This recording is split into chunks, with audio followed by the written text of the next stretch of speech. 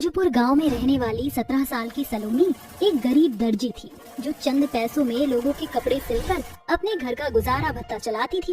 अरे ओ सलोनी, अरे भीतर है क्या? हाँ चाची आ जाओ। अरे परसों रोज मैंने तुम्हें जो ब्लाउज सिलने को दिया था वो पूरा हो गया क्या? हाँ चाची, वो तो मैंने सवेरे ही सिल दिया था और उसकी तुरपाई भी पूरी हो गई है, ये लीजिए। सलोनी रेवा का सिला हुआ ब्लाउज उसे थमा देती है। बदले में रेवा उसे 50 रुपए देती है, जिसे देखकर सलोनी दुखी स्वर में कहती है, ये क्या चाची, सिर्फ 50 रुपए? अरे तो क्या तुझे 500 रुपए दूं? मैंने ऐसा कब कहा? अगर चाची मेरी मजदूरी बराबर मेहनताना तो दे दीजिए। आपको पता है बाजार में एक ब्लाउज की सिलाई के लिए दर्जी 200 रुपए से एक दाम भी कम नहीं लेते। फिर आपका ब्लाउज अस्तर वाला था, ऊपर से गले की बारीक बनावट, इसे सिलने में मैंने पूरा दिन बिताया है। अरे तो क्या पूरे दिन के पैसे मुझसे ही वसूलेगी? देख सलोनी, ये देहात है, ये तेरे जैसे नत्थु गहरे दर्जियों की कमी नहीं है। 50 रुपए से एक पाई ज्यादा नहीं दूंगी। सलोनी रेवा के मक्खर पने को जानती थी, इसलिए वह चुप हो गई। रेवा भी वहाँ से रुखसत हो गई। तभी उस गरीब दुखियारिन दर्जी की आंखें डगडगा जाती हैं और वह दीवार पर टंगी अपनी माँ की तस्वीर को निहारती हुई कहती है, माँ आप क्यों मुझे अनाथ छोड़ गई? अगर मुझ बदनसीब बहन के कंधे पर भाई का भार ना होता तो मैं आपके पास चली आती। अभी सलोनी ऐसा कह रही थी कि देर दोपहर उसका नन्हा भाई रुपेश बस्ता टांगे भीतर आता है। जीजी मैं घर आ गया। अपनी दर्जी बहन की भीगी आंख देखकर रुपेश उसका चेहरा पढ़कर कहता है, जीजी आप रो रही थी ना? जीजी देखना, एक दिन आपका भाई बड़ा अफसर बनेगा और अपनी दर्जी बहन का नाम ऊंचा करके दिखाएगा। मेरे भाई, मुझे भरोसा है। अब चल खाना खा ले, जीजी ने आज खिचड़ी बनाई है। माता पिता का साया तो सलोनी के सर से सालों पहले ही छिन चुका था, जिस कारण सलोनी को बेहद कच्ची उम्र में अपने भाई की जिम्मेदारियों का भार अपने कंधे पर उठाना पड़ा। उसने अपने हाथों के हुनर से दर्जी का काम शुरू तो किया, मगर गांव-गन उस गरीब दर्जी बहन की दुखती रग से वाकिफ थे, इसलिए उसे कम दाम देकर बढ़ चढ़कर बनावट वाले कपड़े सिलवाते। समय बीतता जा रहा था, मगर सलोनी की आर्थिक स्थिति संवरने की बजाय बिगड़ती जा रही थी। एक रात वह सिलाई मशीन पर कपड़े सिल रही थी कि उसके हाथ रुक जाते हैं। दिन रात आंखें गड़ाकर मैं कपड़े सिल रही हूँ, मगर आमदनी अठन्नी और खर्चा रुपया वाला हाल है। रुपेश अब बड़ी क्लास में प्रवेश पा चुका है, उसकी स्कूल फीस, घर के खर्चे, ये सब कैसे पूरा होगा? जी तोड़ मेहनत के बावजूद विशेष कमाई नहीं। ऐसा सोचते सोचते ही सलोनी ऊँघते हुए सिलाई मशीन पर सर रखकर सो जाती है। तभी उसे अपनी माँ ममता का स्वप्न दर्शन मिलता है। जागो सलोनी। माँ आप? माँ आपकी बेटी कांटों का जीवन जीते जीते उकता गई है। हालत ने मुझे दर्जी बना दिया, फिर भी दुख की बदरा छटने की बजाय और ज्यादा गाढ़ी होती जा रही है। जानती हूँ बेटी, मेरी बात गौर से सुन। घर के भीतर तुझे एक छोटा सा दरवाजा दिखेगा, उसे खोलकर तू तहखाने में पहुँच जाएगी। वहाँ एक बक्सा है जिसके अंदर 3 जादुई लहंगे, सैंडल और चूड़ी मिलेंगी। उसे तू अपना रोजगार बना लेना। वह अपने अंदर से लहंगा, चूड़ी और सैंडल देंगी। इसी के साथ वह दर्जी सपनों की दुनिया से बाहर आ जाती है। सुबह की किरण फूट पड़ी है। माँ कहती थी कि पौ फटने के पहले किरण के साथ देखा सपना सच होता है। इतना बोलकर सलोनी झटपट से उसी तहखाने में पहुंचती है, जहां उसे संदूक में लाल रंग का चमचमाता हुआ लहंगा चोली, लाल रंग का सुंदर सा सैंडल और लाल रंग की चूड़ी का बंडल मिलता है।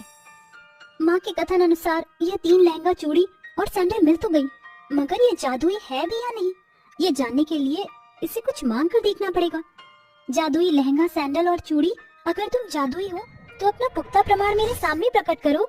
इसके बाद उस तीनों जादुई लहंगे, जादुई चूड़ी और सैंडल तेजो में सुनहरी किरण में घिर जाती है और उनमें इंसानी अक्ष कायम हो जाते हैं। जिसके बाद जादुई लाल लहंगा अपने भीतर से चमचमाते लहंगा चुन्नी और लाल चूड़ी अपने भीतर से चूड़ियों की बौछार लगा देती है। साथ ही जादुई सैंडल भी अपने अंदर से कई सारे लाल सैंडल निकालती है। ये तो सचमुच जादुई लहंगा, चूड़ी और सैंडल है। अब इन्हें बेचकर मैं अपने और अपने भाई को गरीबी से उभार सकती हूँ। सलोनी उन सैंडल, लहंगा और चूड़ी को लेकर बाजार में बेचने पहुँच जाती है। आओ आओ लोगों, आ गया है सुंदर सुंदर लहंगा, एकदम सस्ते दाम में, साथ में चूड़ी भी है और सैंडल भी, केवल 1000 रुपए में। इतना कम दाम सुनकर दूर खड़ी जानवी नाम की एक लड़की कहती है, क्या सचमुच ये शादी का जोड़ा और ये सैंडल, चूड़ी सिर्फ 1000 में है? मगर बाकी दुकानदार तो केवल ऐसा ब्राइडल लहंगा 10,000 के पार बेच रहे हैं।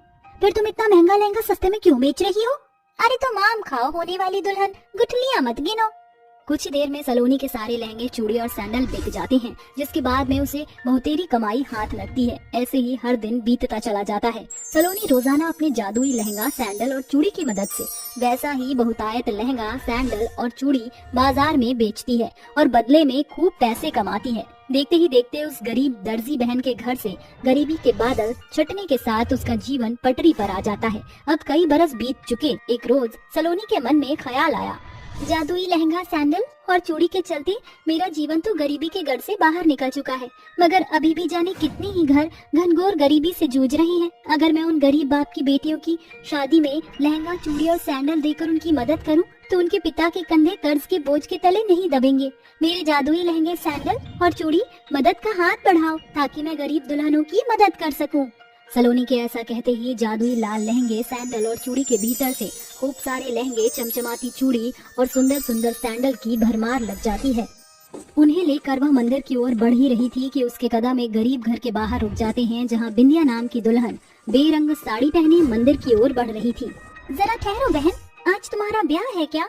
हाँ बहन, मगर अमीर की मौत और गरीब की बेटी का ब्याह कहाँ पता चलता है।